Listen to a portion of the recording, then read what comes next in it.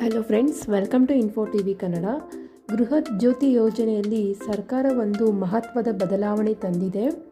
ಇದು ಬಾಡಿಗೆ ಮನೆಯಲ್ಲಿ ಯಾರ್ಯಾರು ಈ ಅನುಕೂಲನ ಪಡ್ಕೊತಿದ್ರೋ ಅವ್ರಿಗೆ ಒಂದು ಒಳ್ಳೆ ಗುಡ್ ನ್ಯೂಸ್ ಅಂತಲೇ ಹೇಳ್ಬೋದು. ಅವ್ರಿಗೆ ಒಂದು ಡಿ ಲಿಂಕ್ ಅನ್ನೋ ಆಯ್ಕೆಯನ್ನು ಗೌರ್ಮೆಂಟ್ ಅವರು ತಂದಿದ್ದಾರೆ. ಏನದು ಡಿ ಲಿಂಕು? ಸೊ ಅದ್ರ ಬಗ್ಗೆ ನಾವು ತಿಳ್ಕೊಳ್ಳೋಣ.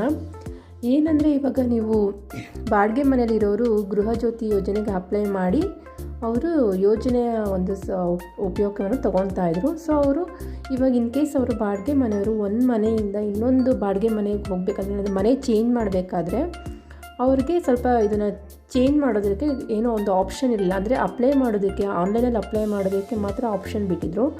ಮನೆ ಚೇಂಜ್ ಮಾಡಿದ್ಮೇಲೆ ಆ ಒಂದು ಆಧಾರ್ ನಂಬರ್ನ ಆಧಾರ್ ಲಿಂಕ್ ಅಪ್ಲೈ ಮಾಡಿದ್ರಲ್ಲ, ಅದನ್ನು ಕ್ಯಾನ್ಸಲ್ ಮಾಡೋದಕ್ಕೆ ಯಾವುದೇ ಒಂದು ಅವಕಾಶ ಇರಲಿಲ್ಲ.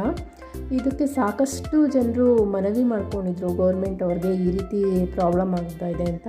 ಸೊ ಅದನ್ನೆಲ್ಲ ಗೌರ್ಮೆಂಟ್ ಅವರು ನೋಡಿ ಒಂದು ಡಿ ಲಿಂಕ್ ಆಯ್ಕೆಯನ್ನು ತಂದಿದ್ದಾರೆ.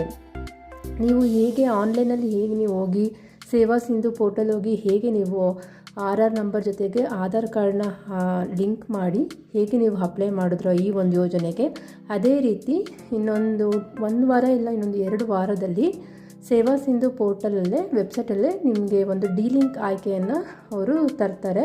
ಸೊ ಅದರಲ್ಲಿ ನೀವು ಹೋಗಿ ನೀವು ಏನು ಒಂದು ಅಪ್ಲೈ ಮಾಡಿರ್ತೀರ, ಆರ್ ಲಿಂಕ್ ಜೊತೆಗೆ ನಿಮ್ಮ ಆಧಾರ್ ಕಾರ್ಡ್ ಲಿಂಕ್ ಅಪ್ಲೈ ಮಾಡಿರ್ತೀರಲ್ಲ, ಅಲ್ಲಿ ನೀವು ಡಿ ಲಿಂಕ್ ಒಂದು ಆಪ್ಷನ್ಗೆ ಹೋಗಿ ನೀವು ನಿಮ್ಮ ಒಂದು ಯೋಜನೆ ಏನು ಗೃಹ ಜ್ಯೋತಿ ಯೋಜನೆ ಕ್ಯಾನ್ಸಲ್ ಮಾಡ್ಬೋದು.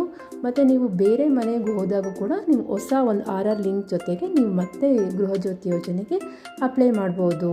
ಇದು ಒಂದು ಒಳ್ಳೆಯ ಗುಡ್ ನ್ಯೂಸ್ ಅಂತಲೇ ಹೇಳ್ಬೋದು. ಬಾಡಿಗೆ ಮನೆಯವ್ರಿಗೆ ತುಂಬ ಉಪಯೋಗ ಆಗುತ್ತೆ.